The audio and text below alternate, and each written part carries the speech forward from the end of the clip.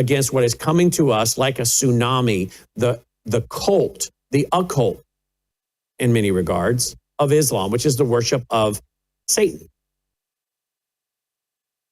The characteristics, the description of Satan in the Quran equal to that of the description of Satan in the Bible.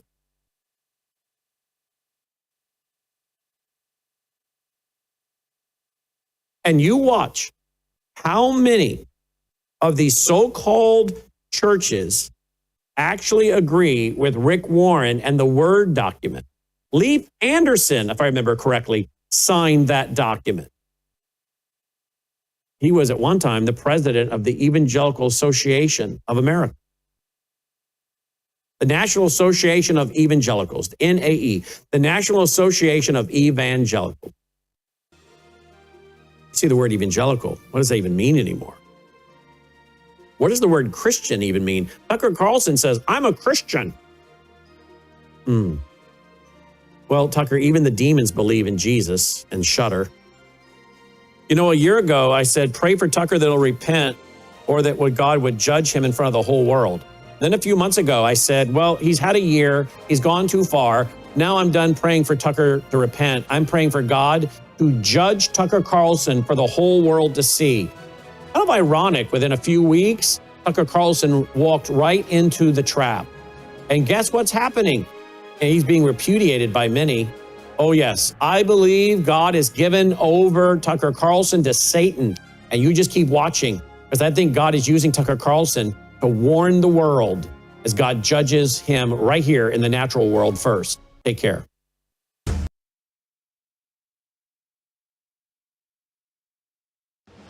Colonel Rob Maness has a lifelong record of providing dedicated service to this nation. Having worked his way up from the enlisted ranks to full colonel, he served our country for more than 32 years. He has served as a bomber squadron commander, bomb disposal technician, Joint Chiefs of Staff operations officer, assisted the national security team with the campaign plan for the global war on terrorism.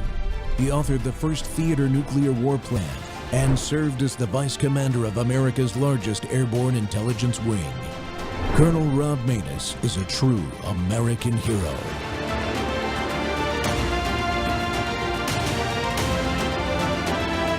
This is Rob Maness Live. Well, look, the barbarians are no longer at the gate, they're inside. And I think Democrats got us so focused on illegal immigration, we weren't looking at all of the people who are coming here, who do not share our values, who do not want to integrate into our society, and do not want to assimilate. And Mandami, having just moved here 8 years ago, is a great example of that, become a citizen. Look, it is clear with much of what I have read that he did not meet the definition to gain citizenship. And given that we've seen an investigation in Minneapolis where they looked at 1,000 people and they found 500 engaged in immigration fraud, I think we need to look and see who was allowed to come into this country. And if they do not share our values and they were not honest, they need to be sent home. And I think that starts with Mamdani. Welcome back to Truth Thursday. The Rob Maness Show's live on Worldview Tube and our X Spaces simulcast. Well, friends, we live in a chaotic America created by us. Let's face it, folks, we have allowed the chaotic society we currently live in to be created by our own decisions, primarily on who we have voted for repeatedly. A communist and Islamist will now be mayor of New York City. You just heard his name, Mandami. It is time for us to consider non-career politician candidates across the board. We must elect normal citizens who will put Americans first in the fight to protect liberty. We got to tackle the huge crime problem created in large part by the mass illegal immigration of the last 20 to 30 years, and create an economy where a young man can get married, have children, and buy a house to live the American dream. Well, my guest today is Lieutenant Colonel retired Mike Pierce, a PhD, a decorated Army veteran, officer, advocate, and Republican candidate for Congress in Illinois' 11th District. Mike brings a unique blend of real-world military leadership and grassroots community experience. He served 20 years in the U.S. Army, including combat deployment in Iraq and later as a DoD contractor with the U.S. European Command and AFRICOM. He's continued his fight for veterans, founding organizations to help service members transition back into civilian life. His campaign was born from a 15-year fight with government bureaucracy, where he was denied promotion due to administrative errors that were finally corrected in 2025. That personal battle against an unaccountable set of systems shaped his mission to restore accountability, defend liberty, and put government back in service to the people. Mike is also the author of a great book, The Overlord Effect: Emergent Leadership During a Crisis, a historically based leadership review that draws on firsthand accounts of the Normandy veterans and applies them to today's challenges in the military, business, and organizational leadership. Mike, welcome to the Rob Maness Show. Great to be here. Thank you so much for having me, sir. I'm very excited about being able to, share with a fellow veteran and, senior leader. We've tried a lot of the same values, and we have a lot of the same ground that we've shared. So very excited to be here talking to you. Yeah, well, first of all, thanks for stepping up and running. America needs non-career politicians, and I know I said that when I was talking about Mondami, but he is a career politician. He's never had a real job. He's been in the country 8 years, I think, and never had a real job. He's just only been in a political office. So I'm glad that you're doing it. We need more of you. I've done it myself, and I encourage others, especially military veterans, to do it. Mike, let's talk about your book for a second. Great book, great title. I haven't read the whole thing, but I took a really close look at it as I prepped for the show. Love the approach. What led you to write this? I was back in 2005. I was working for Major General David Zabecki, and he is like a multi-hatted general officer over there at U.S. Army Europe.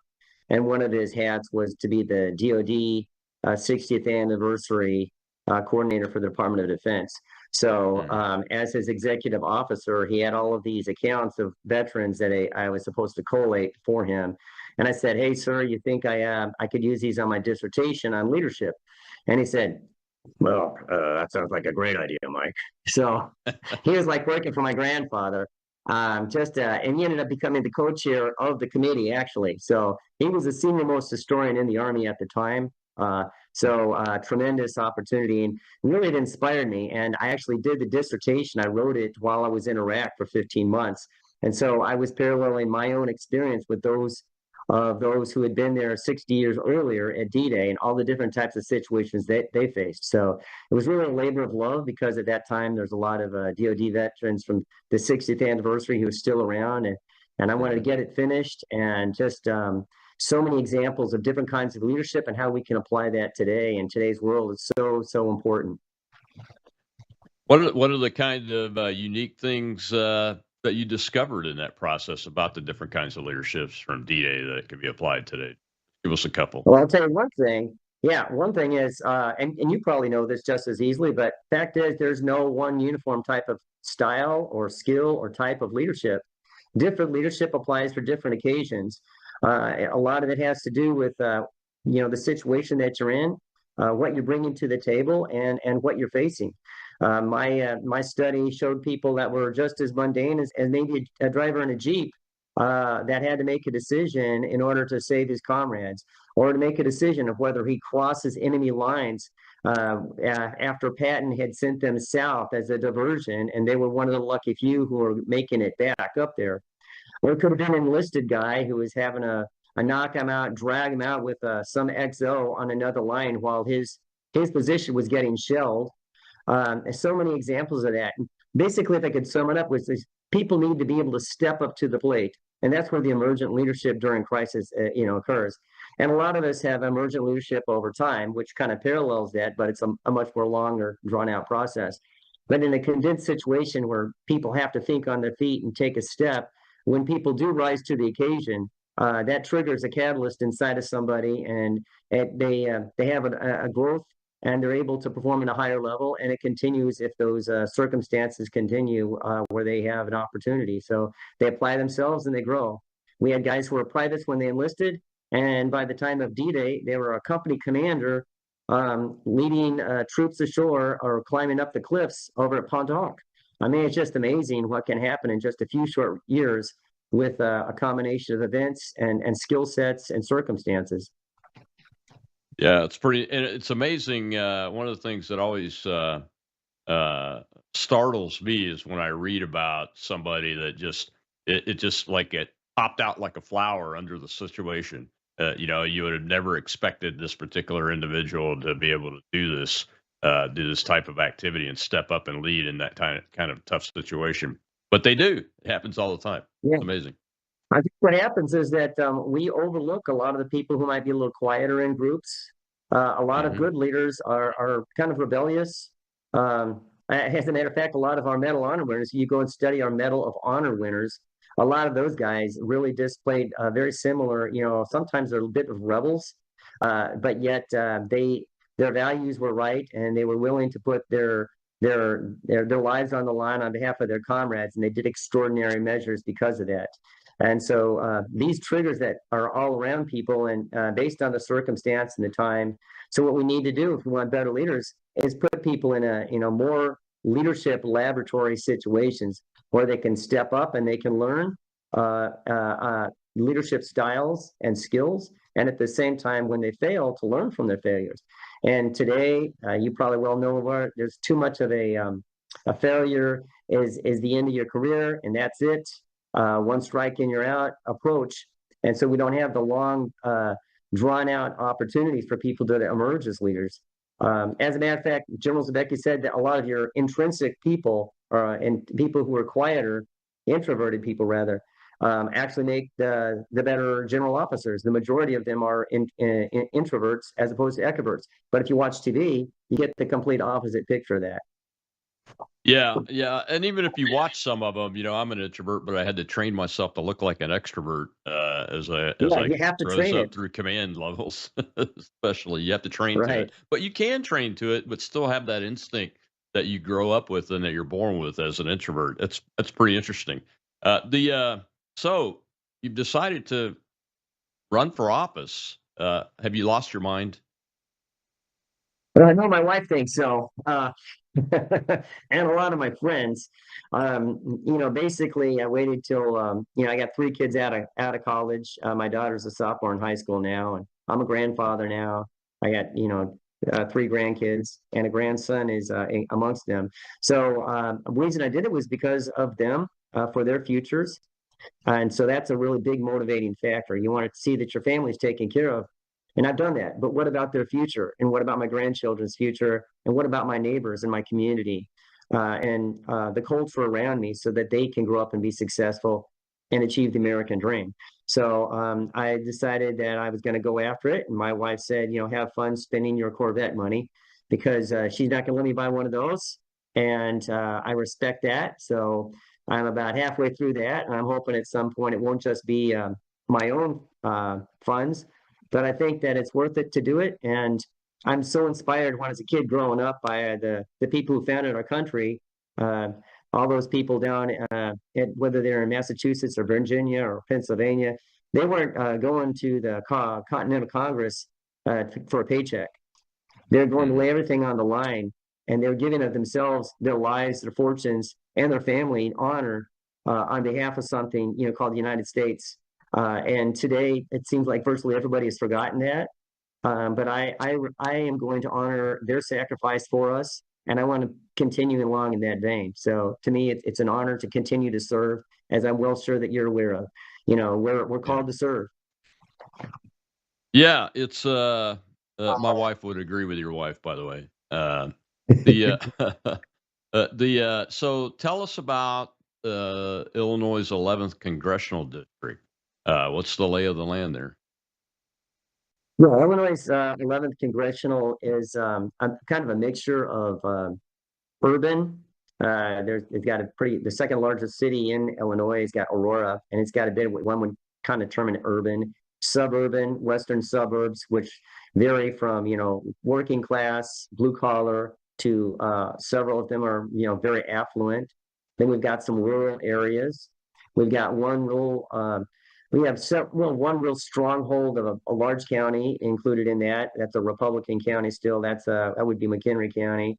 And then there's several other counties, which we have parts of. There's a total of 8 counties, and specifically, I have worked in many of the places that comprise the district. We moved around a lot while I was growing up, so I have a great understanding of the district of all the demographics because I've lived at multiple levels in the socioeconomic ladder. And also, as you're well aware of being in the military service, you learn how to get along with people of all backgrounds because it's the mission first, people always, philosophy. And so we have to put ourselves second to what's important in accomplishing the mission, and that's kind of where I look at in this district. It's an honor, actually. And is there an incumbent?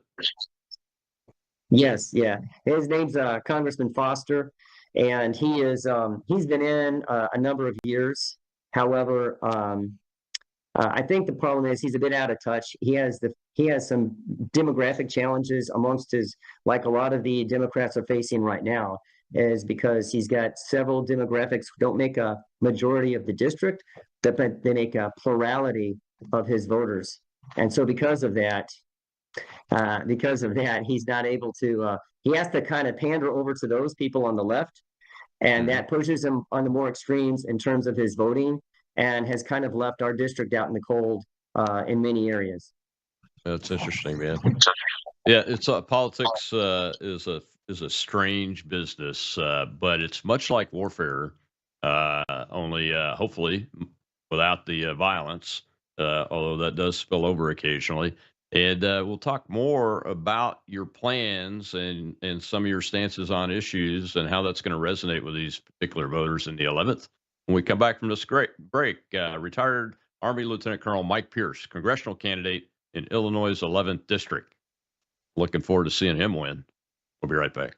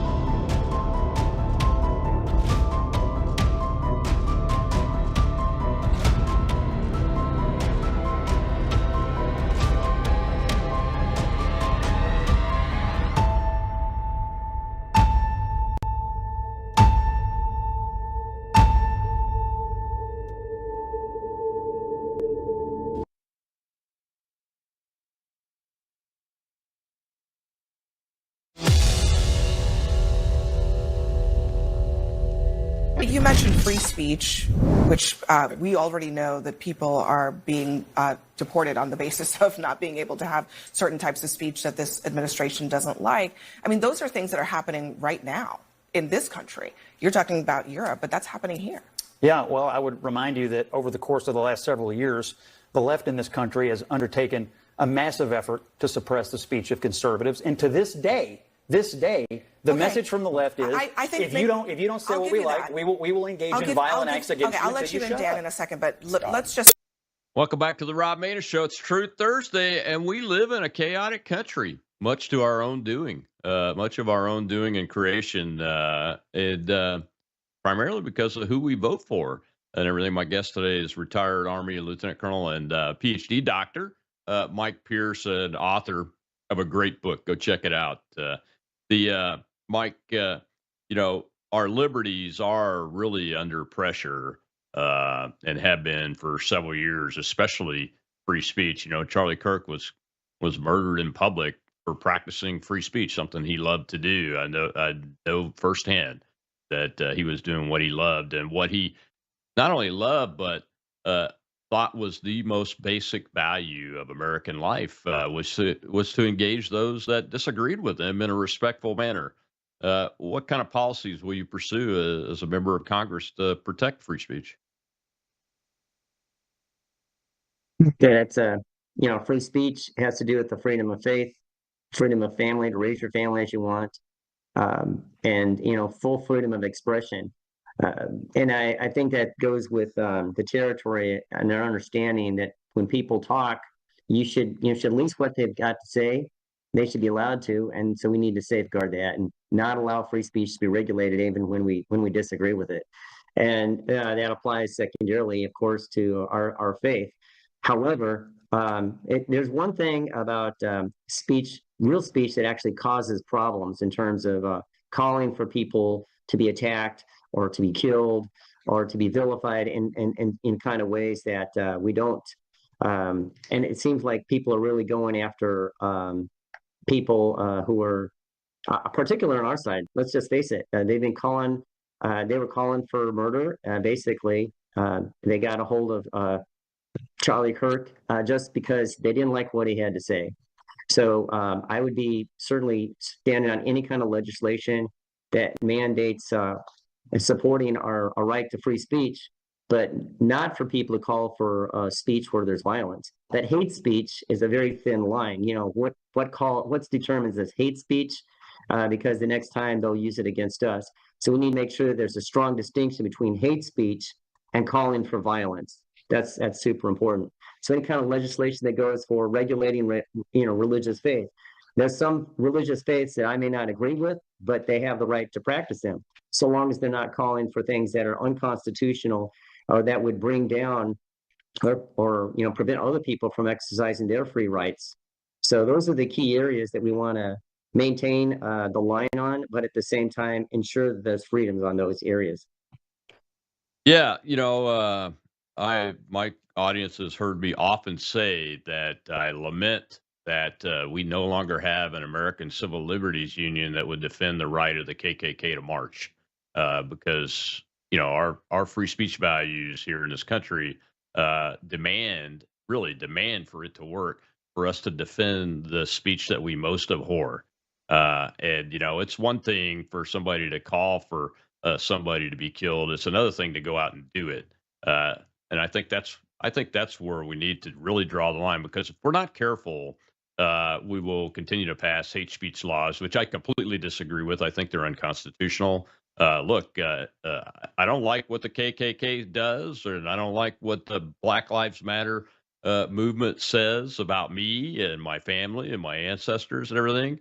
But that doesn't give me a right to do any act of violence or organize people to do an act of violence. And that's what's happening with the left, is they're organizing into acts of violence. That's what happened to Charlie Kirk, the young man in the affidavit that was just released said, I killed him because he spews hate. And that's what we've got to fight against. Don't we have laws that already do that? Yeah, there are laws that are out there, and it's funny.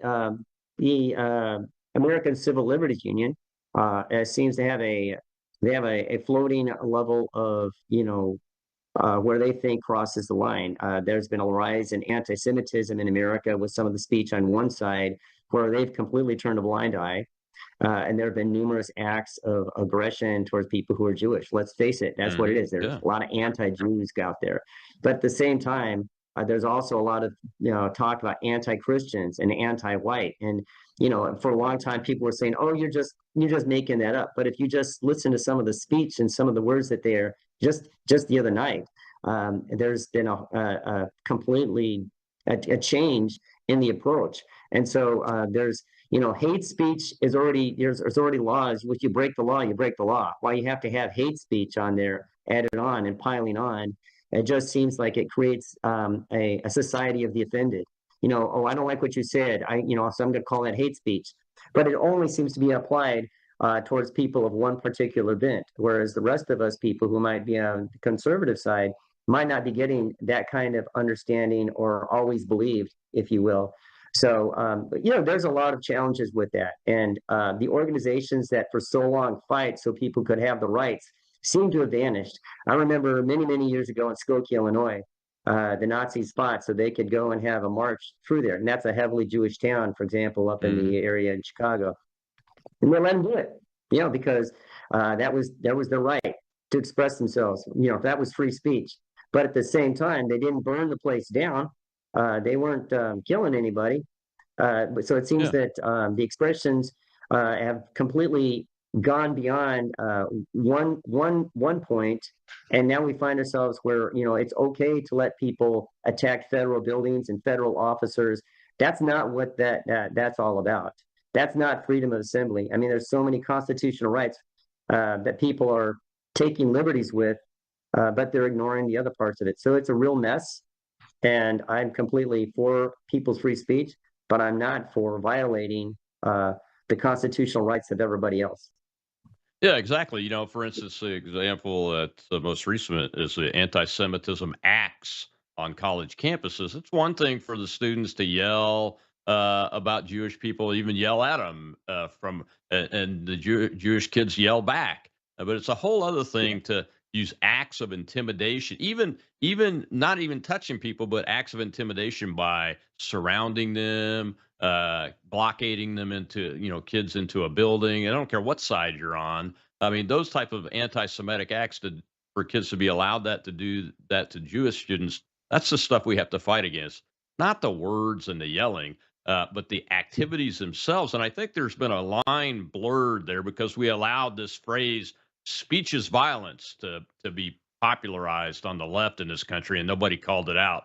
And I think we just need to call a lot more of the left's craziness out and highlight it so everybody knows what's going on, and we can be on the lookout for these heinous acts. Because even just in going into a lobby of a lunchroom or something and forcing a group of Jewish kids to stay in the building, that is an act that should be illegal, and that is the kind of stuff I think we need to focus on more than just Yeah. words themselves, right? Well, think about this. Think about this. 60 years ago, a little bit more than 60 years ago, people were trying to get onto certain universities in the Southeast, right? And there's, Hmm. the National Guard had to be called out so people could attend those courses. But I didn't see the National Guard being called out to protect that group of students. I mean, who's the next group of students? Because what this is, it shows a regression in societal norms. And another thing is, if they're not protecting that group, who's the next group that they're going to decide, oh, well, we don't like what you did, and 300 years ago or 200 years ago. I don't see, and there's an inconsistency in it. You don't see people going after French students or Russian students or other students whose countries may have taken and done some really horrible things, and nobody even talks about those countries, but they're always singling out that one particular group. So you got to ask, why is that? And so, there's a lot of inconsistencies, and we've got to do better as a society to remember to have that balance and to protect those students. And it's also interesting. Look, they used to want to have everybody be together. Now, last several years, they've been putting this. Well, we want separate, safe spaces. I'm like, it's great. It's a head scratcher, isn't it? If you'd Yeah, have it's done that also 60 years ago, that was what they were doing. They would call it segregation. And nowadays, Mhm, that's what yeah. they want. They want safe spaces for their specific alphabet coded areas of interest on the campuses. It's incredible. Yeah, because that gets back to the implied that because I don't believe in somebody's whatever their it is, whether it's transgenderism or that they believe white people are racist or that Jewish people are committing genocide, whatever those are, because I don't agree with them from a educated perspective that. They have to have a space away from me. That's antithetical to free speech in the First Amendment, right? It's antithetical everything that supposedly the civil rights movement was about for the last 60 years. Seems like it peaked, it culminated, and has gone into regression. And it's just sad that in quote the post-racial America that was supposedly heralded by Obama being brought into office, we've actually seen a worsening in our race relations over the last 15 plus years. It's very sad, and I think it's purely because one group of people recognizes by peeling everybody off and pulling Americans apart and our fabric of our society that they're going to try to weaken us. And what we need to That's do a to counter that is to focus on our values and what unites us and our positive, great contributions and the great things that make America a special place. as we military officers say all the time, unity is our strength, nothing else. If as Roger long as that. we're Yeah. unified, it doesn't matter how different we are.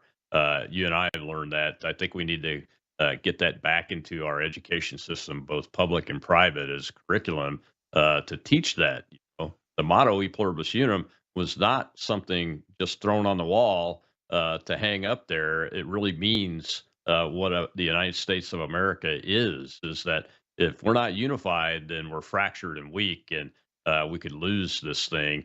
And we have to be unified regardless of how different we are. And everybody that comes here has to buy into that idea. And what's happening in New York City with Zoran Mandami is the exact opposite. His speech to accept was mean, hateful. I'll Mhm. use a Democrat word, hateful, but divisive.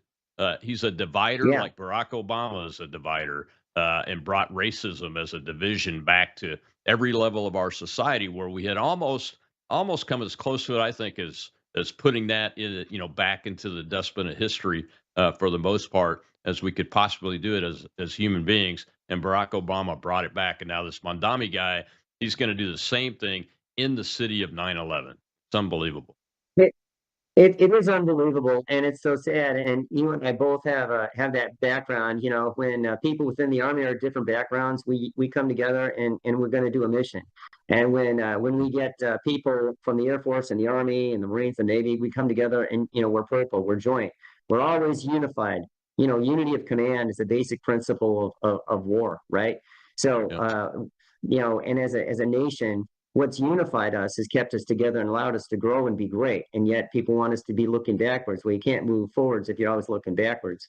And as far as this new with Mamdani, I mean, he's just taken a key out of the playbook of the communists and the socialists, and that's what they did. They divide the classes, and if they can't divide the classes, they divide it by the ethnicities and the faiths and whatever they can do to get people to pit up against each other, to cause the chaos, so that they can increase their power by disrupting the system. And it seems to me that Americans have too short a memory. And one thing about the military, we have rigor. We have to earn, and we have to work hard to get where we are. You were enlisted. I was enlisted. Nobody just went up and handed us a butter bar. Am I right? That's right. You know? That's right. Well, we got to take Yes, another break Skippy. when we come back. When we come back, we'll talk about the current war on crime that this administration is conducting, and we'll return back to that subject of the National Guard and deportations and those kind of things with congressional candidate, retired U.S. Army Lieutenant Colonel Mike Pierce.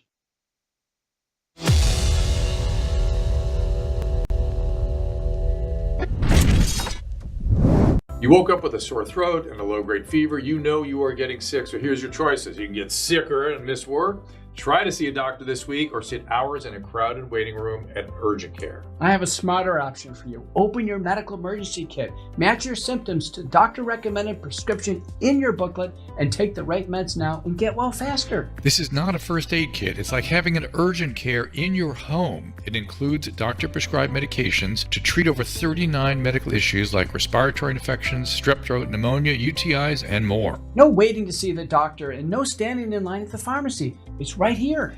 Every home should have at least one medical emergency kit, and here's how to order.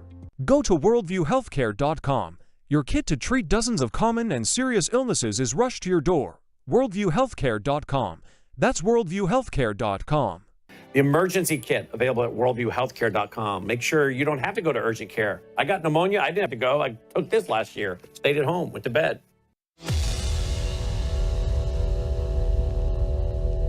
Also because the military serves a role to protect Americans, not to be used against Americans. Exactly. You keep saying used against Americans. What kind of Americans do you mean? The ones that are murdering us, carjacking us, raping us, terrorizing our cities? I mean, you're saying like he's creating an actual war against American citizens when what he's actually creating is a war against criminals and, by the way, illegal aliens who they are rounding up by the bucket load in Washington. I want to let Ellie speak, but I mean, look, I'm not saying he's creating a war against American citizens, but I also think that, first of all, when you have, large amounts of armed military personnel on the streets, they're going to encounter a lot of Americans who've done nothing wrong. And those Americans have rights, as do the Americans who have done things wrong, just to be clear. But Americans who have done nothing wrong will get caught up and have gotten caught up in this. Welcome back to the Rob Maness Show. And we live in a chaotic America, much of our own doing because of who we keep voting for. And that applies to both sides of the aisle, folks. I'm no fan of the establishment Republicans who voted to have open borders quite frequently over the last 20 to 30 years. And my guest today is congressional candidate in the Illinois 11th District, retired U.S. Army Lieutenant Colonel, PhD, and author Mike Pierce. Mike, the war on crime. I mean, there's a couple of different things. You mentioned the National Guard not being used to protect those students, and I think you're right. I hadn't really thought about that, and I wonder why they weren't used to protect those students, just like we've used the National Guard to protect students before in our country. And there's a precedent for that.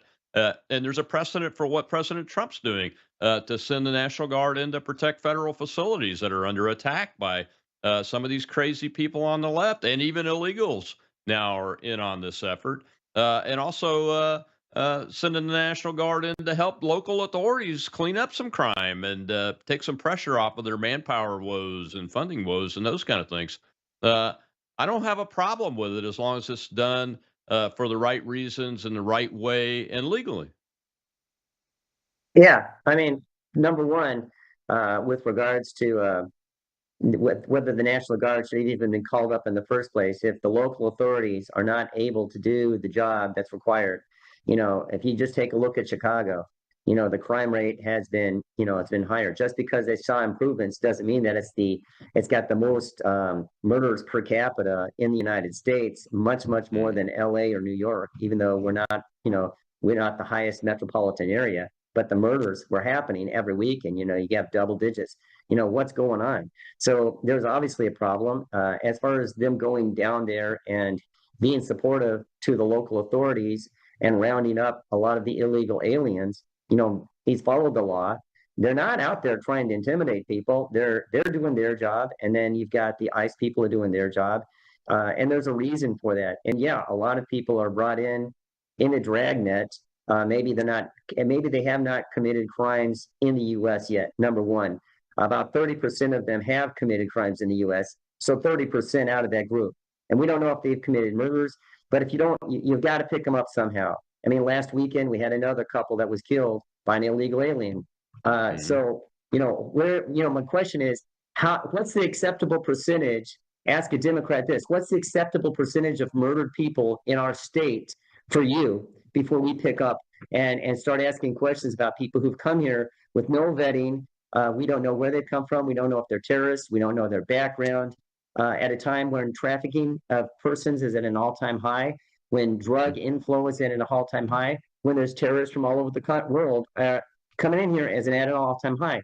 Trump needed to do those because the situation had gotten to such a point. And if they're unhappy about it, then they shouldn't have opened up the floodgates like they did back in 2021.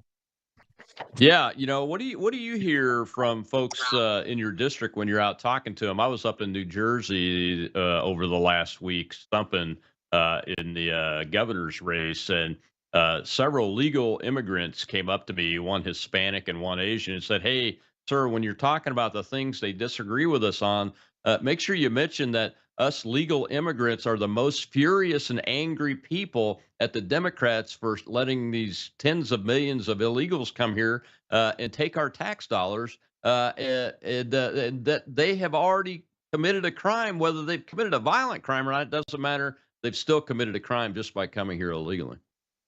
You're absolutely right. I mean, first of all, the process for anybody who's just trying to do things the right and legal way, just to be coming to visit, it is crazy. It's super complicated. They're always changing the regulations and dates. And, I can use my own personal situation because, my wife's German. And for her and my daughter to go, as we go back and forth between the passport process, it's crazy. Now, imagine if somebody went through that for years and years and years, and then 10 million people just suddenly just show up and push them back in line after they've arrived and they're doing all the right things, and all this, and they're paying taxes, and then millions of people just shown up and they put them back in line. How would anybody feel about that? Of course they're furious.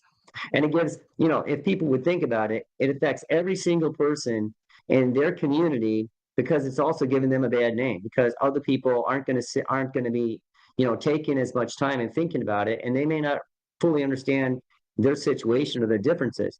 But when we hear the Democrats talk about it, they're always talking about, oh, we have a problem with brown or dark people. That's not the problem. It's not about people's color. It's about the culture. It's about following the rules. America would not stand if you're at Disney World and suddenly 500 people just showed up and got in front of you at the Space Mountain line. Nobody would take that. You'd have a riot. Same thing if you're at the line when you come in the United States, and the Europeans do this, they just all kind of shove in together. No, Americans like things in a line. They support the underdog.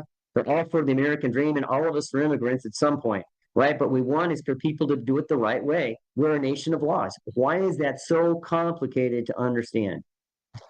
Yeah, yeah. And then the other thing on top of this with this mass illegal immigration and even mass legal immigration, and I want to get your thoughts on that. But when you look at Mr. Mondami's, the people that voted for him, the folks that voted for him, 83% of them had less than 5 years in the nation. So if you're bringing in these large masses over a short period of time, and you're not insisting that they have a desire and show that desire through their actions to assimilate as Americans, look, it doesn't matter what country you're from, as long as you come here to assimilate as Americans. And I'll give you an example. I have some good friends that still are of the Muslim faith, but they're not Islamist. Islamism is the tyrannical ideology that you see being imposed on the populations in places like Iran and other of these theocracies.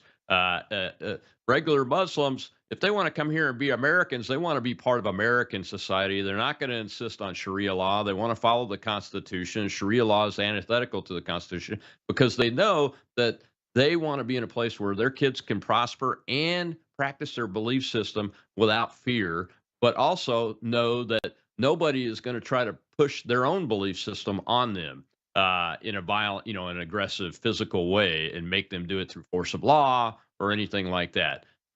That's assimilation while maintaining your background and your faith as you see fit. Not what we see with this, like Mandami. I mean, there's videos all over the place of the guy, even in his acceptance speech, that we're here, we're immigrants, and we're going to push back against everything America stands for, and we're going to fight to destroy it. That is not what is supposed to happen with immigrants in America. It's the opposite of what's supposed to happen, and that's potentially could destroy this country, couldn't it? Absolutely. I mean, that's not the right attitude to have. And first of all, how about an attitude of gratitude, being so thankful to be in a country like ours, where people can practice their faith, where different sects of the Muslim faith, for example, can be here and they can freely practice. Because if you're a Sunni in Iran, you're going to get a lot of pushback. If you're a Shia in Jordan, for example, you're going to get pushback. So if you're an Alawite in certain areas, you're going to get, they're going to hound you in Syria. That's why they held on to power so long, because they were a minority amongst that group. So, the fact that we offer so much to the world, they come here, and then it's repugnant that they're going to go and try and talk about transformational change of our country into something that resembles what they just fled from. And they're doing this. They're just demagogues. They're out there trying to get themselves increase their power, but they're doing it at the expense of everybody in the cities, for example, New York, because people who have the money, the conservative people and other people who are just kind of on the sidelines, they're not going to sit there and either let their rights be taken away or their taxes be pushed to the roof. They're going to leave. And it's just going to create an echo chamber of bitterness. And it won't help the lives of the people who bought into this false dream. And at the same time, it's going to make it much more difficult. And in the long run, the people who have the power, once things shift back, that's how you get a real authoritarianism, and you'll get a clampdown on people's liberties. So what they're doing is they're actually hurting their causes, whether it's the gays supporting, Palestine, or whether it's the women supporting the Islamist Wahhabist movement. I mean, it's just, it's amazing to me that people aren't even realizing who they're supporting and what they're all about. And somebody needs to educate people, and that's not happening. And we're trying to do it. I'm trying to do it. I think I'm a fair and, common sense person. I don't need to swear to talk to people. But I think that we do need to, outline and be proud of our American values and make sure people understand what those values are. Yeah, because that's how we achieve prosperity and how we achieve greatness and maintain greatness is understanding the American values as immigrants have always come to this country. And, you know, the difference between the immigrants in New York City today, you know, Mondami is fond of saying the city was built by immigrants. Yes, it was. But those immigrants worked very hard to become Americans because they knew where they came from wasn't what America is. And That's why they were here. The opposite is happening today, and it's very concerning. I will be interested to see over the next couple of years to see how this plays out. It could go one of two ways. I think he gets all his people in place, and we've seen the Democratic Socialists of America demands on him. There's like 12 of them that hit just before I came on air, and every single one of them is about divesting in any company that's Jewish that supports Israel, or the any nonprofits that support Israel, and those kinds of things. And that's just not what America is all about. What America is all Yeah. about is freedom and prosperity, and the ability to believe what you believe without hurting other people, and to go out and work as hard as you can and become even president of the United States if you want to. I mean, that's what we were raised on, and that's what we need people to understand so that they embrace our values instead of try to tear them down, burn them up, and go with the despot governments and tyrannical ideologies that they were running away from. Well, we got to take one last break here. When we come back, I want to talk about the economy, because I think this New York City thing has some bearing on what the future economy of the entire United States and maybe even large parts of the world will look like if it goes south on us. We'll be right back with Mike Pierce.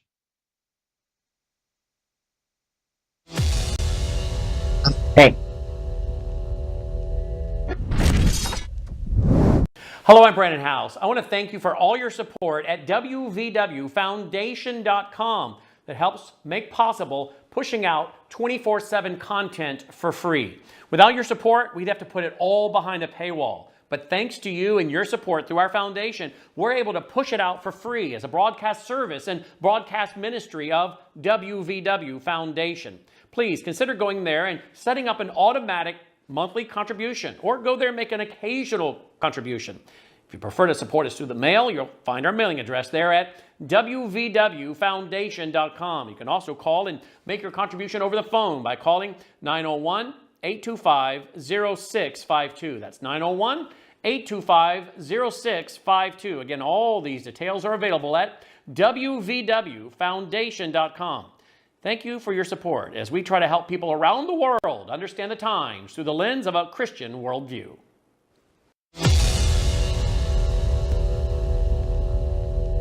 I'm not going to sugarcoat it, Dana.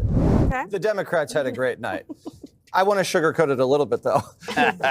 These were all blue states. Trump didn't campaign there. He didn't spend money there. And the candidates Republicans ran were not very good. Full stop. With that said, the economy is still the number one issue. And Trump has done a very good job digging us out of the Bidenomics hole. Inflation's down to 3%, gas prices are down, and wages are up. But there are still people struggling out there. So he needs to pivot from the commander-in-chief thing to the kitchen table guy.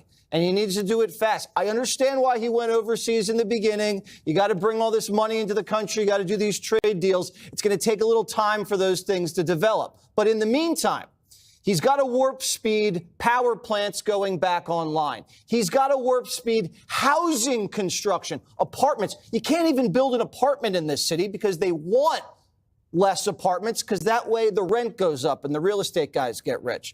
You also have to bring these insurance executives to Washington, D.C. and do something about the price of insurance. I don't know what it is, but something has to be done. And then you got to bring the AI guys in and say, if you're going to AI these guys out of a job, what's next? I don't know the answer to that. There has to be an answer to that. But he has to now be the economy guy, and he has to do it with laser focus, or you could see problems in the midterms. Welcome back to the Rob Maness Show. Yes, we do live in a chaotic America. Today's Truth Thursday, and we're telling the truth. And it is about the economy, stupid. It's the economy, stupid. My guest today is Illinois 11 congressional candidate and retired U.S. Army Lieutenant Colonel Mike Pierce. Mike, what are your ideas that you're going to want to try to put in place and get passed as a congressman regarding the economy? I mean, the president is doing a good job. It takes time to get these numbers back to levels that where people can afford it. But as I said in my opening, the big deal is that young Americans under 40 are priced out of the housing market, and they really do want to get married, have babies, and buy a house. So that, I mean, that is the epitome of the American dream. And on one income, by the way, I think that's a good thing to strive for. I was in a household when I was a boy and a brother of three, four other kids. And my mom was there up until we were teenagers. She didn't start working. So we knew what it was like in those days and still know what it was like in those days to have a parent in the home while we were growing up in those formative years. And I think all of those things are doable, but we're not getting there fast enough. And the Gen Z's getting older and they're very frustrated. Yeah, I agree with you. Number one is going to be engagement, direct engagement with manufacturers and people who produce and have money. There's a couple of things going on here. Number one, we've got people who are leaving Illinois to move their plants, not overseas, but to different states. You got Johnsonville Brats closed the plant down in Maness, Illinois, just south of my district, and they're moving up to Wisconsin. Well, believe me, they sell plenty of bratwurst in Chicago still. So my question to them is, how many millions of dollars worth of bratwurst are you selling here, and why can't we find a way for you and have your plant and have it profitable? The same thing with Caterpillar or John Deere leaving Illinois, where there's plenty of farmers. The other thing has to do with the manufacturing of cars and automobiles, like the Subaru Outback. Subaru's got a plant going over there in Indiana.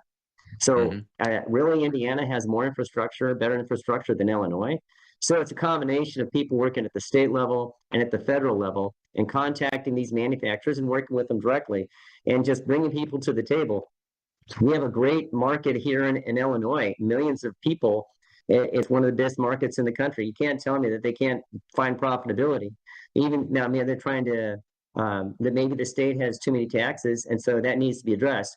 But that's the first thing I'm going to do. The second thing is that our small businesses, there's a lot of things that we can inspire and help people get their small businesses started. Small business is one of the key things that came out of World War II after the veterans came back.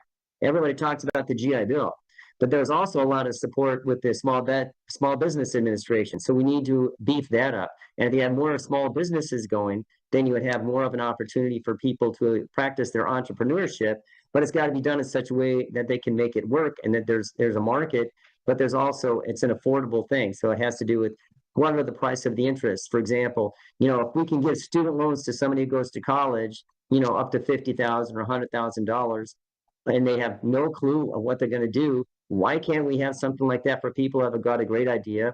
They get the vocational training, and then they go on and they can start a business. So we need to open up that aperture so people can become business people and contractors. And when you do that, more small businesses, we're going to be the backbone of a resurgence. And with that resurgence comes a tax base. And with that tax base, it distributes the load.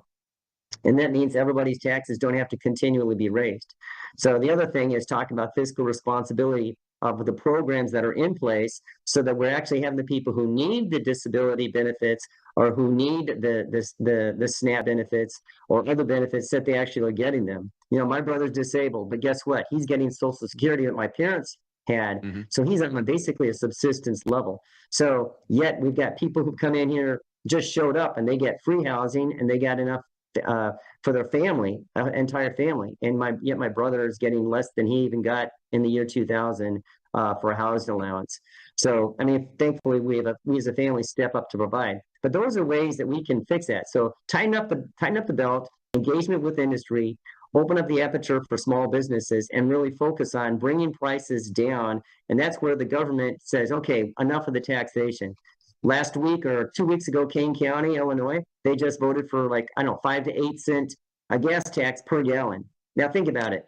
Things are already hard enough, and they don't drive around in their fancy electric cars. So the people it's hurting all your kitchen table issue people. They just heard them. And at the same time, they added a 1% grocery tax that the state had repealed. So, I mean, it's these governments at the local level as well. They've got to step up to the plate and stop overtaxing people. And don't even get us started on property taxes. Well, go Ron DeSantis. Every governor should be taking a look at his move to eliminate property taxes as a model to go on. I totally agree with that. You brought up SNAP and welfare and those kind of things, and recent numbers just this last week from CIS show that the majority of people on welfare and the SNAP program are non-citizen households. What ideas will you bring to legal immigration policy to get that under control? Because I'm of the opinion now, and this is a change in my position since the Biden administration brought these 20 million more people in. I'm of the opinion now that we ought to pause legal immigration until we get this illegal situation sorted out, because you're talking about upwards of 50 million people in this country that are not citizens. And you brought your brother up. I mean, Americans ought to be getting that subsistence, not people that aren't citizens of the United States. We shouldn't be allowing them to come here if they need subsistence. Think about this. Think about this. You know, you got somebody whose ancestors go all the way back to Daniel Boone. He's been living here. I got a cousin, right? And he's on a very bad way. He couldn't even get his Social Security started because he wasn't old enough. And there's millions of people out there like him. They were already poor before the government flooded the country with 20 million immigrants. 20 million, right? And so all of a sudden, every one of those people have even less that they can go with. We've got to put it. I believe we need to be a place where people who are being persecuted can flee. If people have skills and they want to come to the United States and be a part of our family, that's great. But right now, the system has been flooded. It's crashed the system. How often do we have to what part of $39 trillion don't people understand? And why is that? It's grown exponentially in the last several years. Eventually you run out of other people's money. That's what Margaret Thatcher said. This whole idea that we'll just take from everybody who's worked there. Families have worked for generations to acquire something, to be able to be the first person in their family, maybe who went to college, or the first person to actually own a house. And now they're going to overtax them so they can't, or they're going to make some senior citizen sell their home because they can't afford the increases in the taxes and the health care that they have to pay for because it's so expensive, because there's not enough of it, because so many immigrants are here. We gotta let the system cool. You're gonna break the complete machine unless you settle it down and put things more orderly. Trump's closed the border, and that's a good start. But there's a lot of people in here who still don't belong here, and they need to fess up. And we need to get people who have been here, who may have been brought in through dubious ways. We need to take a look at that too. We need to make sure that these people who have worked hard for generations, trying to lift themselves from poverty. If you're from the Deep South, you know what I'm talking about. If you're from Appalachia, you know what I'm talking about. Nobody handed you, a fine condo.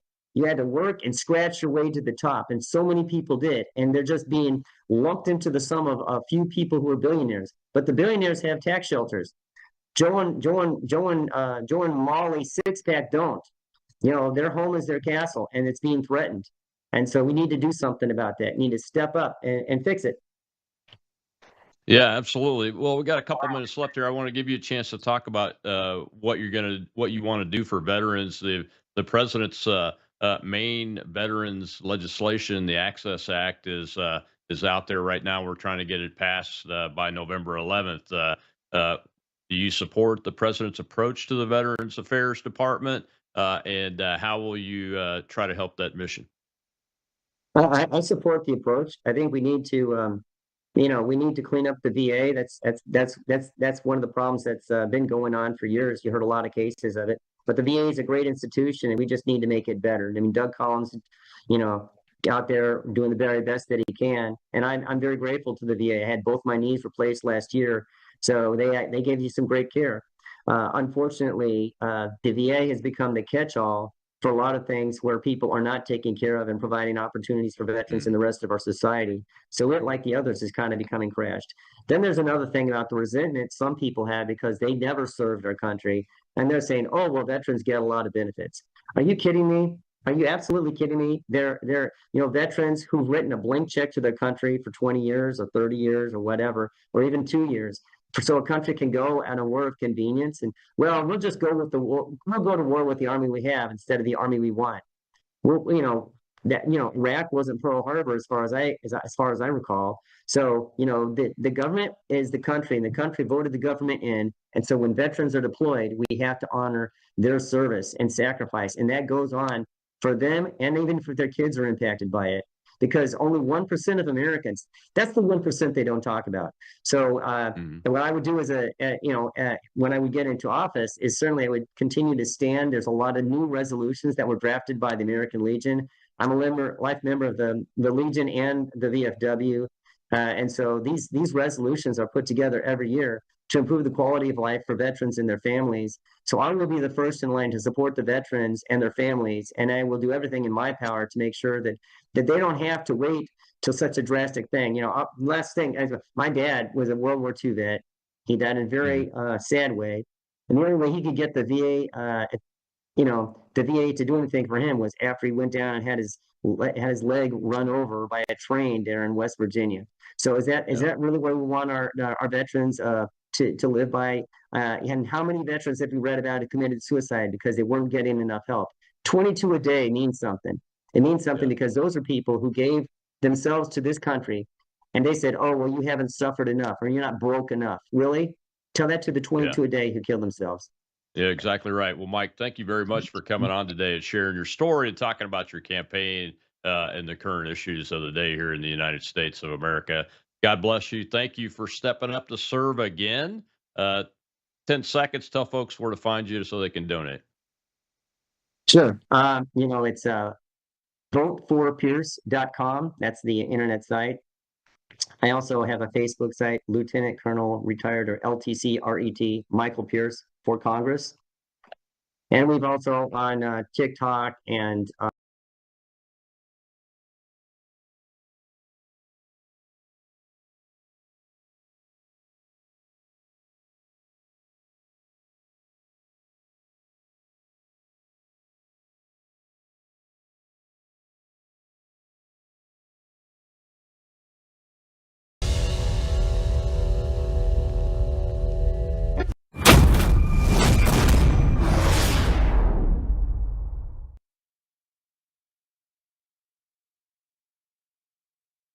I'll tell you one little quick story. We had a Worldview Weekend client who lived in California, lost their house.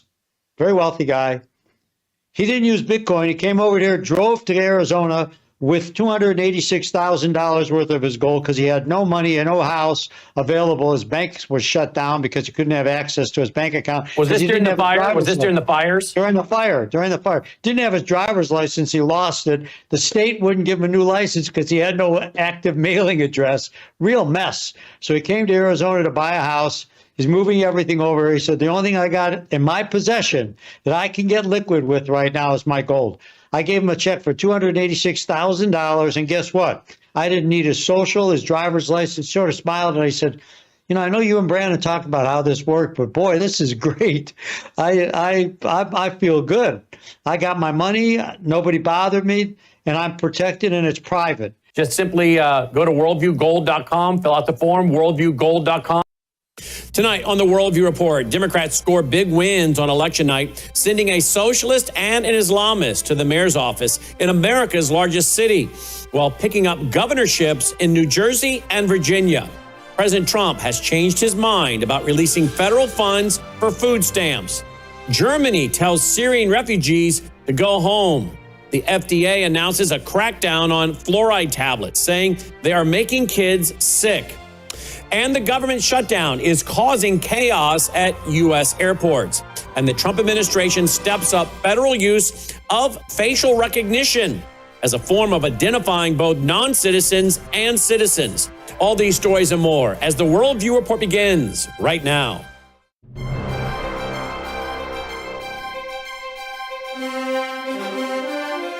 This is Worldview Report with host Brandon House. Whether it is news from the nation's capital or your state capital, from the classroom to the boardroom, From national security to national and local news that impacts you and your family. Worldview Report is your trusted source for vital and uncensored news. And now, here is Brannon Howse. Good evening and welcome to the Worldview Report. Leading off tonight, the capital of American capitalism, as it's called, New York City, has just elected itself the first open socialist and Islamic mayor. He has pledged to punish the wealthy, crack down on landlords, freeze rents, open city-run grocery stores, make public transit free, and tackle the city's crime through, quote, mental health services, end quote, whatever that really means, I don't know. Zohran Mamdani, he will also be the city's first Muslim mayor.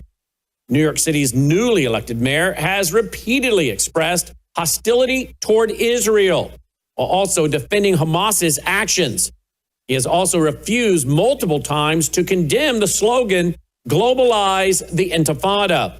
That as he prepares to take over a city with a 12% Jewish population, one of the largest in the world. It would be wise, of course, to exercise caution and closely monitor how he governs, and we will. While his socialist agenda may be toned down as he assumes office and discovers the complexities of government, even diluted versions of his policies, well, they could serve to normalize and popularize socialism all across the rest of the country. His victory, it will send a clear signal to the Democratic establishment. Their days of merely flirting with socialism are over. It's fully now embracing the socialist cause, with 66% of Democrats supporting socialism over capitalism. That's according to Gallup polls. A failed ideology discredited by history through figures like Stalin, Mao, and others has indeed found a foothold in one of the largest economic centers in the United States. And no one is sure exactly what that will mean for the future. But I promise you this, we're going to be tracking it very closely. Also decided on Tuesday night was a key race for Attorney General in Virginia. Controversial Democrat by the name of Jay Jones. He won that race and will be the next AG of Virginia. Jones managed to beat incumbent Republican AG Jason Myris. Jones won despite those text messages, remember those, in which he said he'd like to shoot Republican Todd Gilbert and called Gilbert's young sons little fascists and wished those boys would die in their mother's arms in order to get Gilbert to move on policy like gun control? Well, even that was not enough to turn Virginia voters against making Jones their state's top law enforcement officer. Jones also performed questionable community service after being convicted of reckless driving. Instead of actual community service, Jones worked for his own campaign to fulfill the sentence handed down by the courts. The win, it comes despite an NBC exit poll that said most voters found Jones's comments either concerning or disqualifying. Democrat Abigail Spanberger and Gonzalo Hamshimi, they were both elected as governor and lieutenant governor, marking a trifecta for Democrats in Virginia. And then in Minneapolis, Mayor Jacob Frey, he took the lead with 41.8% of the vote, with 98% of the votes counted. That's according to the Associated Press. And as we come on the air tonight, it is confirmed the mayor will hold off his socialist, Marxist, Islamic challenger there in that race. Democrats also won a key gubernatorial race in New Jersey with liberal state representative Mickey Sherrill beating out Republican Jack Ciattarelli, who came close to unseating incumbent Democrat Phil Murphy just a few years ago. Ciattarelli, he garnered some surprising endorsements from local Democrats, unions, and even Jewish groups. But in deep blue New Jersey, it was not enough. Not enough to get him over the hump. Sherrill was not the strongest candidate, but apparently that's not needed. All she had to do was make her entire candidacy about you-know-who, Donald Trump. And that was enough to carry her to a victory in that blue state. The death toll in a catastrophic airplane crash that sent a United Parcels Service aircraft into a ball of flames has risen to 9 as of Wednesday. as authorities continue searching for survivors and investigating the cause. The UPS cargo plane was departing for Honolulu from the Louisville Muhammad Ali International Airport when it crashed at about 5:15 p.m. local time on Tuesday. Video of the crash showed flames of one of the plane's wings and a huge fireball erupting as the aircraft hit the ground. Here's the footage of the devastating crash.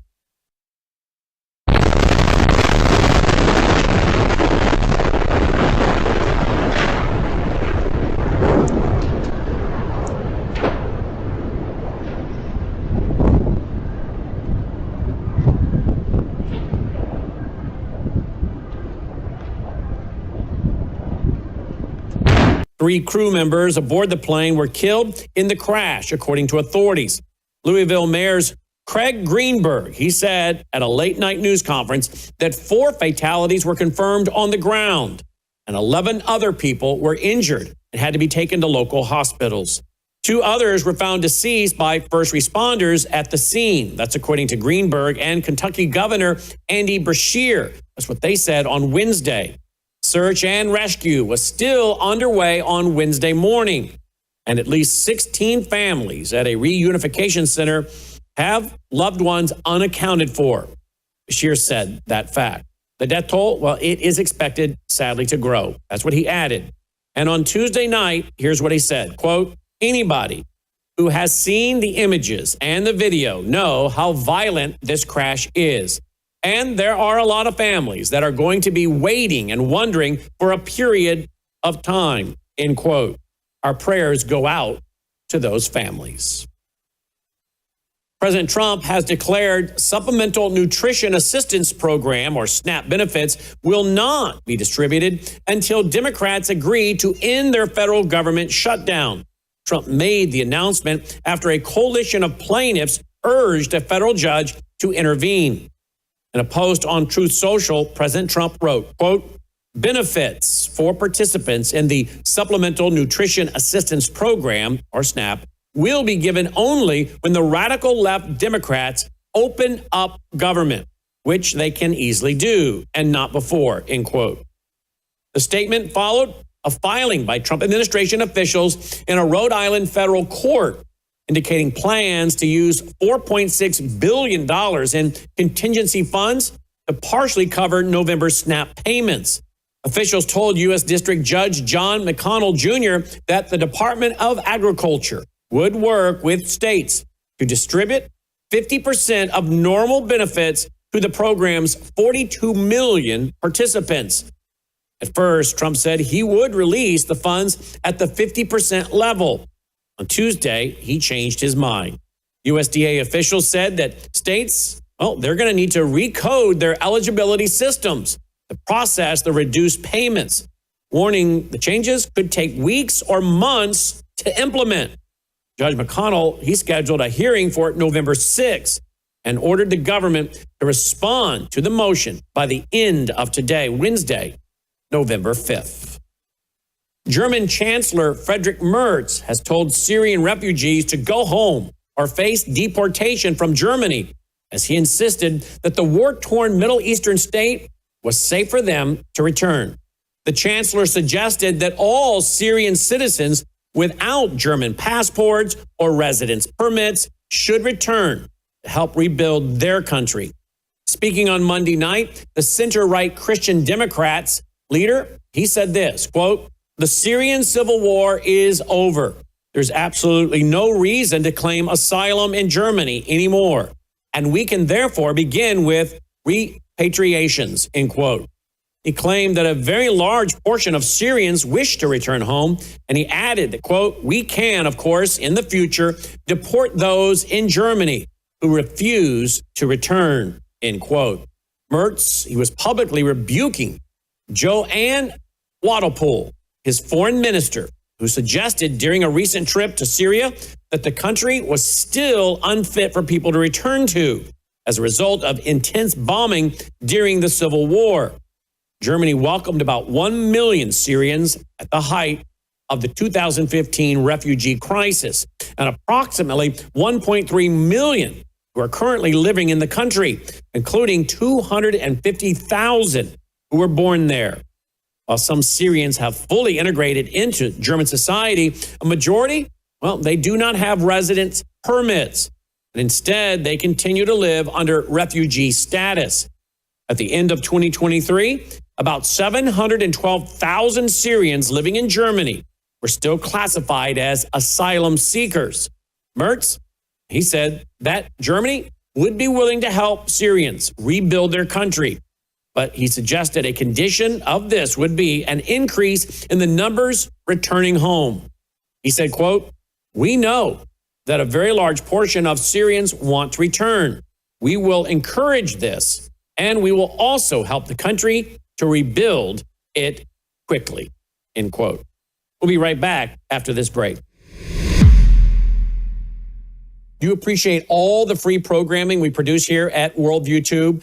Well, if you do, we need your partnership now. If you're already supporting us, thank you. If you're not, would you please consider doing so? We have to have a big November and December end of the year giving. Please go here right now to this website, worldviewfoundation.com, worldviewfoundation.com. You can give through credit card. You can give through PayPal. You'll find our mailing address there if you prefer to support us through the mail. You'll also find our phone number. Simply use that phone number by leaving a voicemail for Melissa or texting her, and my wife will get back with you and help you make your contribution over the phone. We send out tax receipts with our EIN number, well, the first week of February of each year. We, again, have to have a very big November and December as we get ready for pushing out more Christian Worldview programming for 2026. So thank you for going now to worldviewfoundation.com. That's worldviewfoundation.com.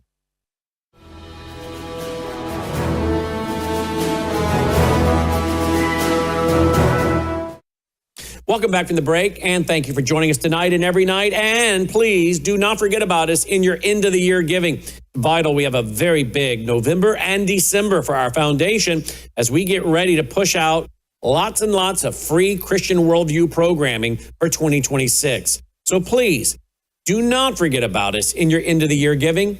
Would you please consider going even now to worldviewfoundation.com and setting up an automatic monthly contribution? Hey, life gets busy, you get busy, and many people actually will write to us and say, I am so sorry, I forgot, I got so busy. Well, guess what? Our bills, they just somehow, the bill collectors, they never forget to come knocking, right?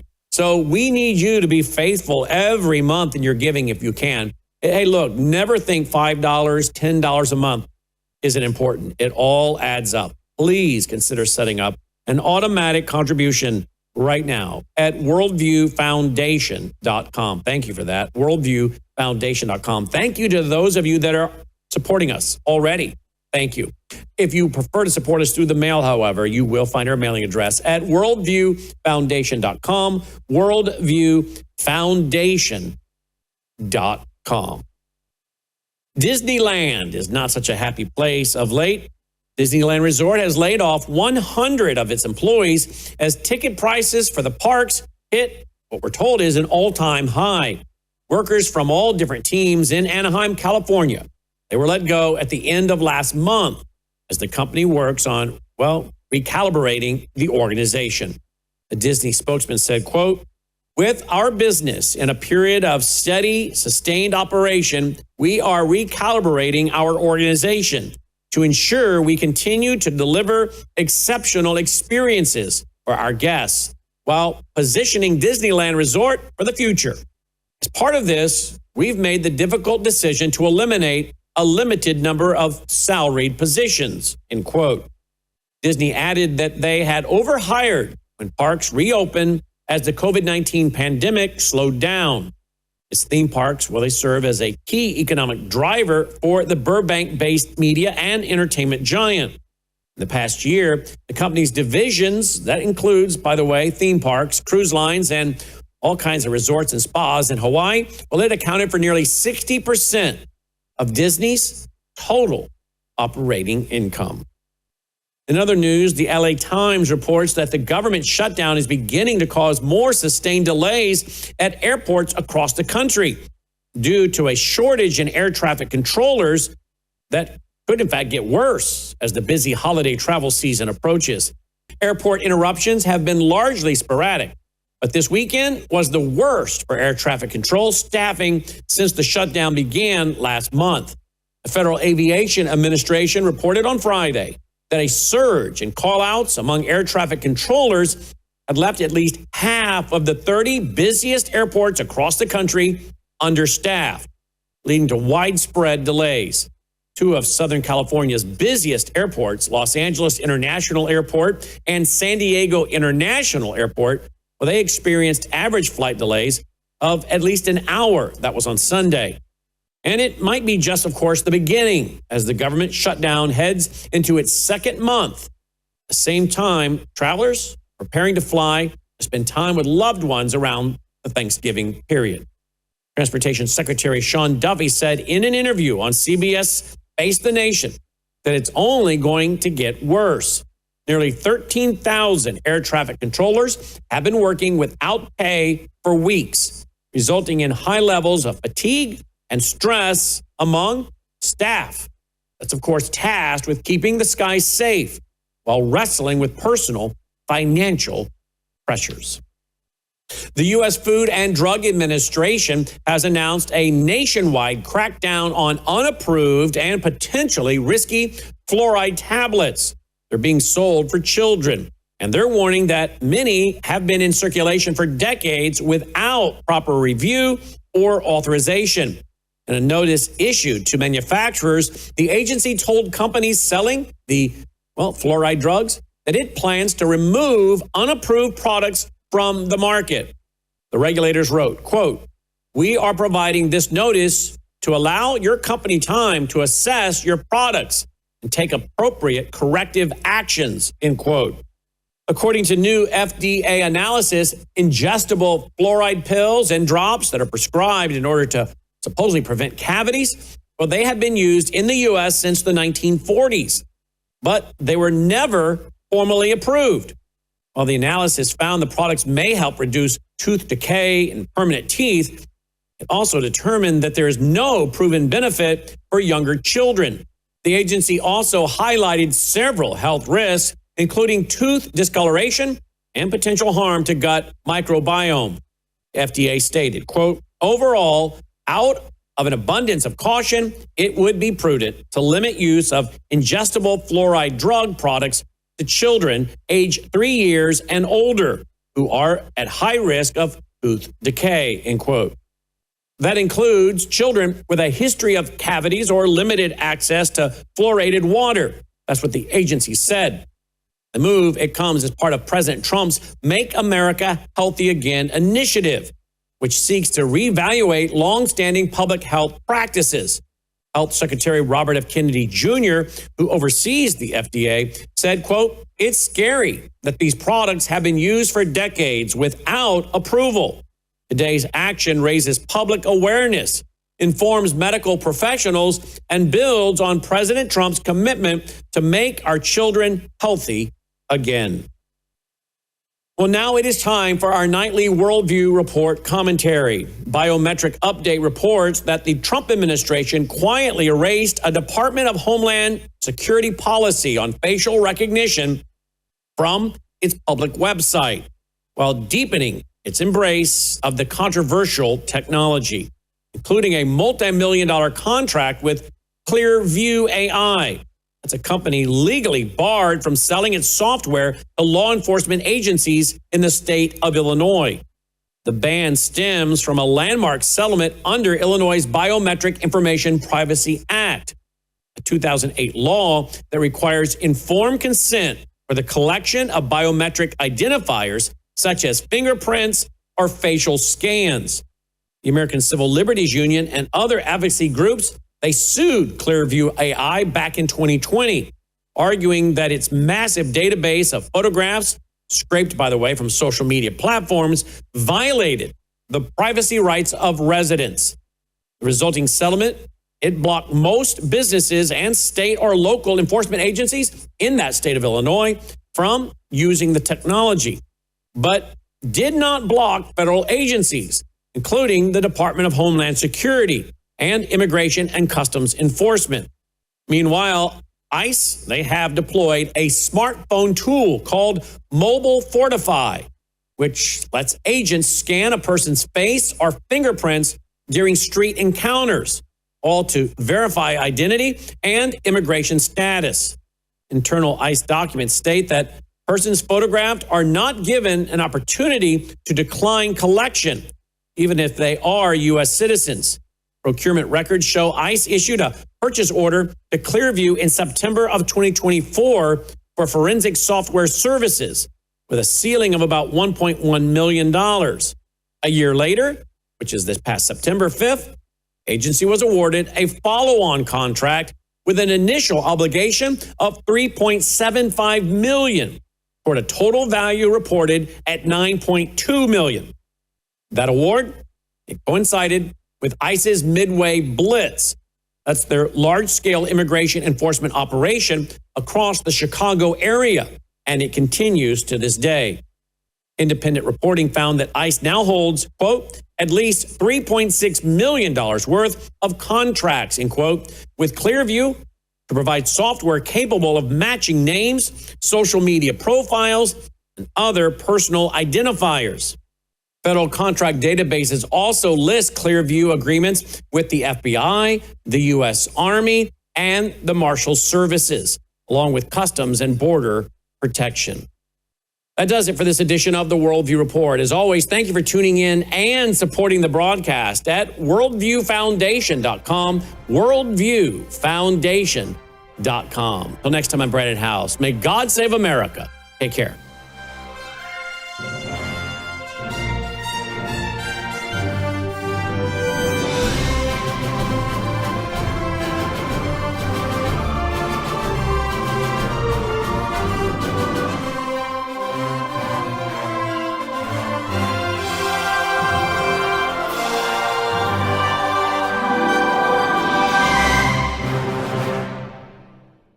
We have a big announcement, folks, something we've been waiting on for several months, and it's now here. It's called Bella Melt. You were on it for just 1 week when you lost 3 pounds. So in the first week, you lost 3 pounds on this, right? That is correct. Your GLP-1 is a natural hormone that's in every single one of our bodies. And your GLP-1 lets you know if you're full. It's a satiety hormone. So when your GLP is working properly, it does help suppress your appetite as well as reduce those cravings. It's a sugar-free fast melt caramel. So what it's going to do best is it's going to reduce your sugar cravings or any other cravings you have in your body. It's going to suppress that appetite. But where Melissa got the most benefit, I think, over the last week was the L-carnitine. The L-carnitine tells your mitochondria, this is where you make, we've talked about it before, this is where you produce energy in your cells.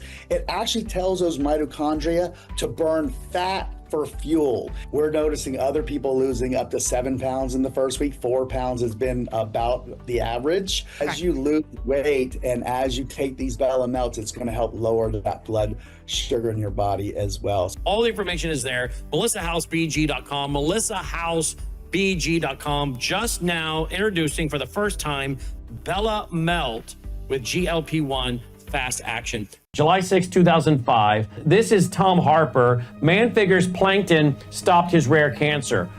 We got more of a response from this from our viewers than anything else you and I have ever discussed. Tom Harper, 20 years ago, he had mesothelioma, deadly lung cancer, was given weeks to live, and he just intuitively started to eat the phytoplankton out of his fish tanks because he fed the phytoplankton to his shellfish. He was a shellfish farmer. And when he went in for the surgery, the surgeon came out of the operating room and told his family, I have not ever seen anything like it. The cancer is benign, and Tom Harper lived for years. He retired in Hawaii. We're not making any claim. Here he is in his own words. Started on a daily routine of just taking a bit of paste, putting it in my mouth, and wash it down with a drink of water. Within about 10 to 15 days, here I am, less pain in my back. I knew that something was going on, so I just kept eating half a teaspoon of this paste a day. I was booked to go for surgery in Victoria where they were going to do what they call a talc treatment. They went in there to have a look, saw something they never seen before, took 11 sites, sent them away for biopsy. I got the news back. Everything was benign. They just did not know what to make of it. Everything was absolutely clean. And I've tried dieting all my life because I'm a diabetic. If it's a coincidence or not, I don't know. My blood sugar started dropping. My weight started falling off. Here I am, no longer requiring insulin, and I was taking 88 units a day of insulin. I can eat just about what I want in moderation, and I have no elevated sugar levels, and I feel fabulous. People, you hear the word cancer and they want you to be instilled with fear. Cancer is nothing but a profound failure of the immune system. And what happened with Tom Harper is the phytoplankton is microscopic. It's God's microscopic food. And the Gadatiana is the most nutritionally comprehensive strain phytoplankton in the world. David Hunter studied phytoplankton for 20 years because he worked for Tom Harper and he was there in person and witnessed Tom's recovery. It's about getting pure nutrition inside your cells. And what happens, your body balances again or goes back to homeostasis. And when your body is pH balanced or in homeostasis, disease can't grow. It is literally microscopic, pure single cell plant food with protein and omega-3 fatty acids, omega-6 fatty acids, with amino acids and vitamins and minerals. 1 scoop a day. There's 90 billion plant cells in here just for everyday nutrition and energy and, cognitive support, because this is God's pure nutrition. Go to melissahousegpa.com today. Discover the science and learn more about the wonderful benefits of Gadatana phytoplankton. That's melissahousegpa.com. melissahousegpa.com.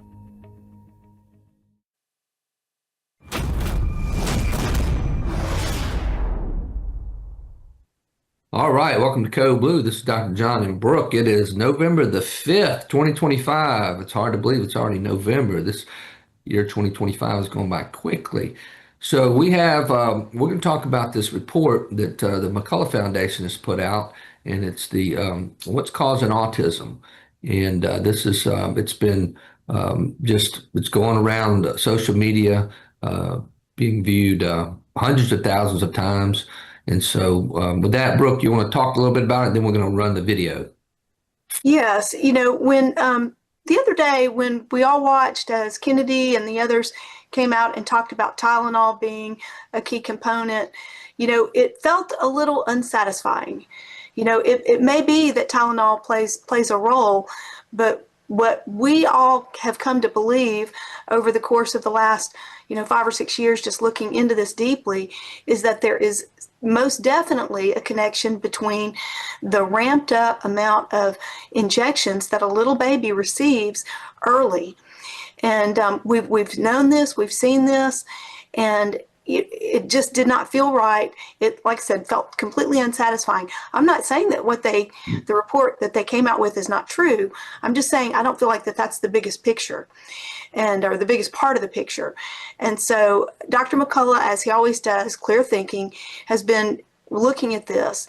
And he and his colleagues have done the work and they've compiled the studies. And I'm so very grateful for their diligence. They have just been so persevering and, pushing the truth out there, because every mother and father that hears the truth, that's a child that could be saved from lifelong terrible consequences. On the terrible side, death, of course, and severe problems like autism, but just their immune system being attacked and being left susceptible to so many autoimmune problems and just overall health issues. So I'm very grateful for the McCullough Foundation to have compiled the study, and he's just shown himself to be stalwart in the truth and amazing perseverance to just stick with it like he has. I'm so very grateful. All right, with that, Caleb, I'm sorry, Logan, can we roll that this video we have with Dr. McCullough?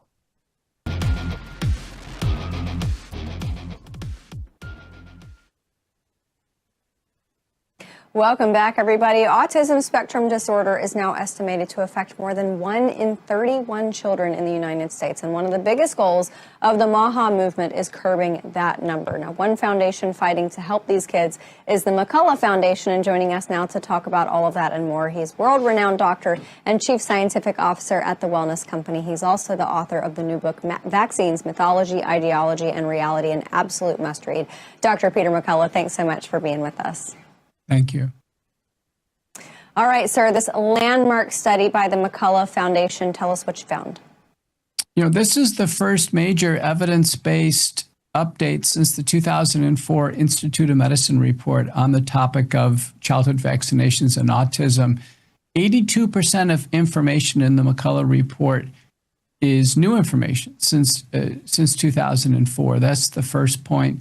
And, you know, there's no single cause of autism, but there are risk factors.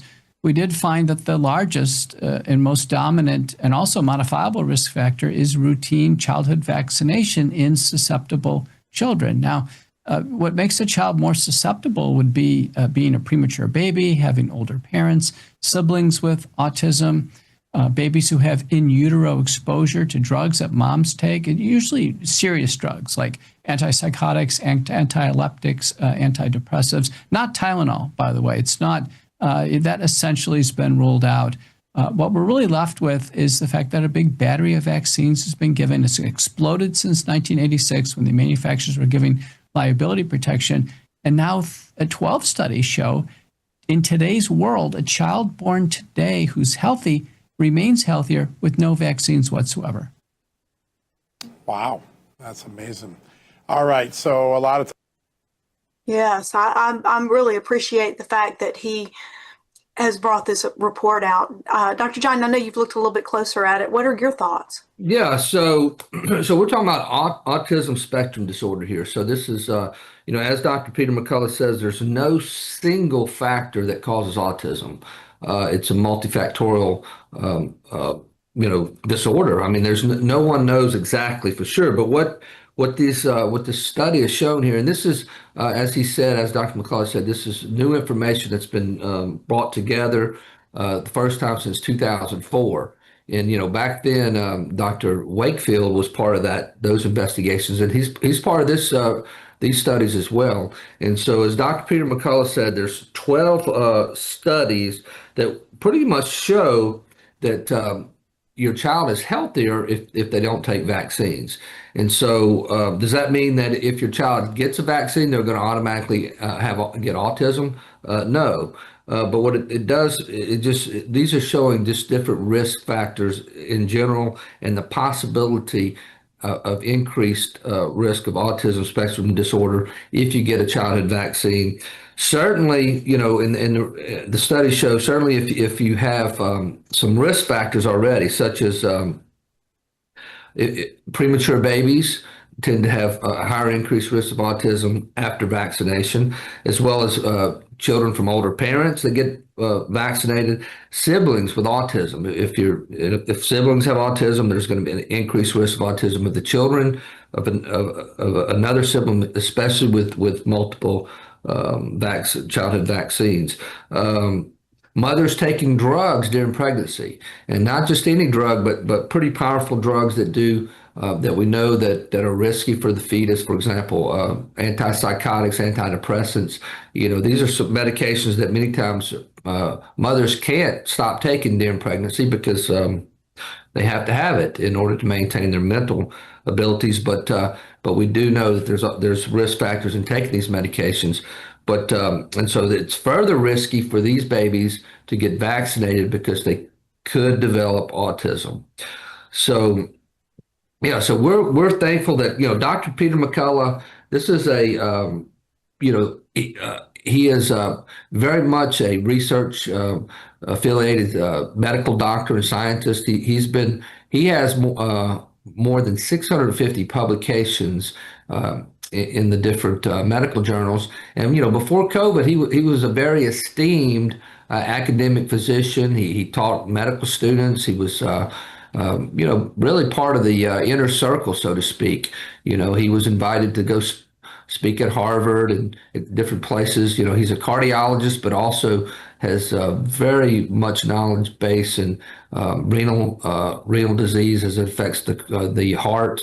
And also, he's trained an epidemiologist, and so he just has a wide array of background and experience.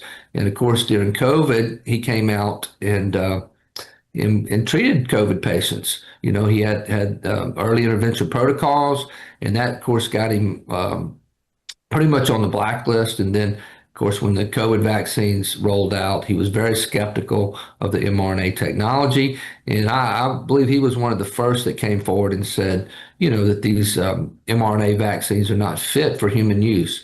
I know we brought him to Mississippi, and we're so honored that he you know, we reached out to him and we brought him here to Mississippi in September of 21.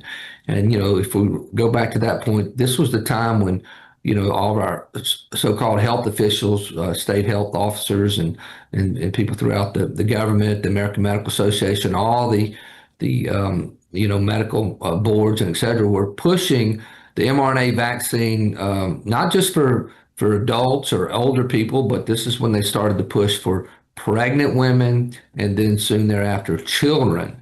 And so we brought Dr. Peter McCullough here to Mississippi. We had probably at least 400 or 500 people in a conference room, and he spoke, and he very adamantly said, you know, these vaccines are not fit for human use. And that was the mRNA COVID vaccines. And so, and of course, he was already blacklisted, but when he started really pushing against the mRNA vaccines, he was really put to the top of the list as far as being, you know, he was ousted. He was on the Baylor staff, and they pretty much they got rid of him, and they slandered him all over, and continue to do that even to today. And so now when he comes out and puts together this, you know, these studies on autism spectrum disorder for children, you know, there's no, I mean, they're continuing to do what they have done in the last number of years, and that's discredit Dr. Peter McCullough. So that's really about all they have, is trying to discredit him. None of his critics dare face him with their accusations, because he comes with the facts, he cites the studies, he knows the data, he's a true scientist. And when they come at him, it's clear that they have a motive to protect some profit point that they have, or just, you know, just want to call him a quack, like based on no facts, no data, because his reputation and the way that he cares for us, the results speak for themselves. You know, he was right, and he looked at the very early data, and he saw the early deaths that were caused by the injection of the COVID vaccine. And he said, this should be off the market right now. And just looking, because he was so familiar with the studies that they'd done before, you have X number of deaths after this many shots, it's off the market.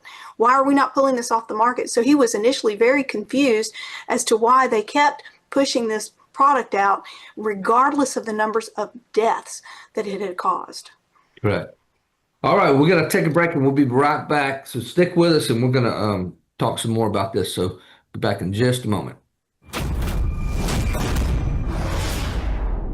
We have a big announcement, folks, something we've been waiting on for several months, and it's now here. It's called Bella Melt. You were on it for just 1 week when you lost 3 pounds. So in the first week, you lost 3 pounds on this, right? That is correct. Your GLP-1 is a natural hormone that's in every single one of our bodies. And your GLP-1 lets you know if you're full. It's a satiety hormone. So when your GLP is working properly, it does help suppress your appetite as well as reduce those cravings. It's a sugar-free, fast melt caramel. So what it's going to do best is it's going to reduce your sugar cravings or any other cravings you have in your body. It's going to suppress that appetite. But where Melissa got the most benefit, I think, over the last week was the L-carnitine. The L-carnitine tells your mitochondria, this is where you make, we've talked about it before, this is where you produce energy in your cells. It actually tells those mitochondria to burn fat for fuel. We're noticing other people losing up to 7 pounds in the first week. 4 pounds has been about the average. As you lose weight and as you take these Bella Melts, it's going to help lower that blood sugar in your body as well. All the information is there. MelissaHouseBG.com, MelissaHouseBG.com. Just now introducing for the first time Bella Melt with GLP-1 fast action. It is a proven fact that China is in our power grid. They could bring down our grid anytime they want. Will you be able to communicate with family and friends? Well, I will, because they and myself have a satellite phone from worldviewtalk.com. Worldviewtalk.com. All you got to do is go outside, acquire a satellite, dial the number, hit send, and you are talking to your family and friends, even when all the cell towers are down. Worldviewtalk.com.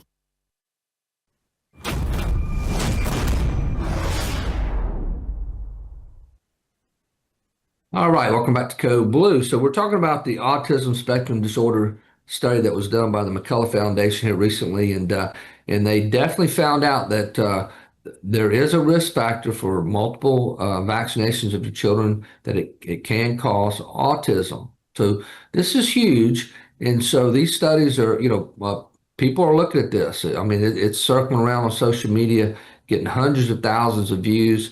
And, this is something that our government, the CDC, the FDA, et cetera, they're going to have to pay attention to at some point.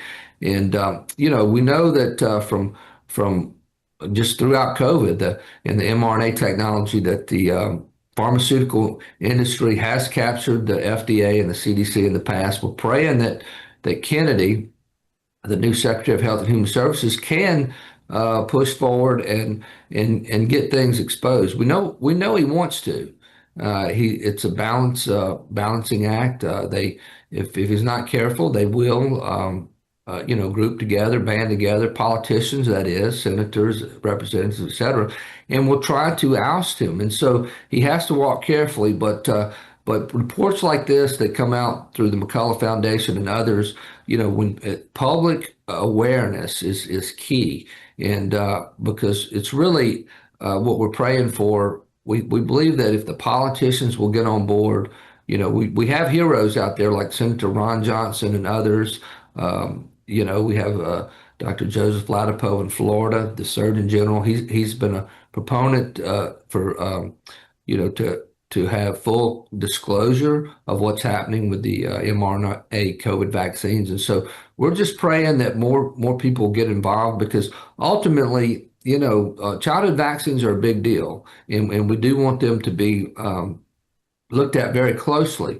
And I will mention that, Dr. Peter McCullough, when we first met him in 21, I actually it was the first of 22. Dr. Peter McCullough and myself were invited to a conference in Tennessee where we both spoke. And, Dr. Peter McCullough at that point was not against childhood vaccines. Well, he wasn't against vaccines, period. He had always been a proponent of the flu vaccines and different vaccines, and had never not been vaccinated himself or recommended vaccines. So, he wasn't a quote unquote anti-vaxxer before COVID. And so when he came on board, he was very credible.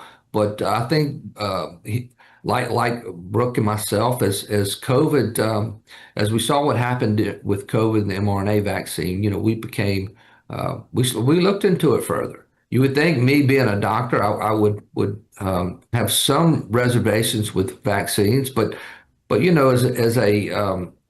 just taught from bottom up, really, to trust the CDC, the FDA,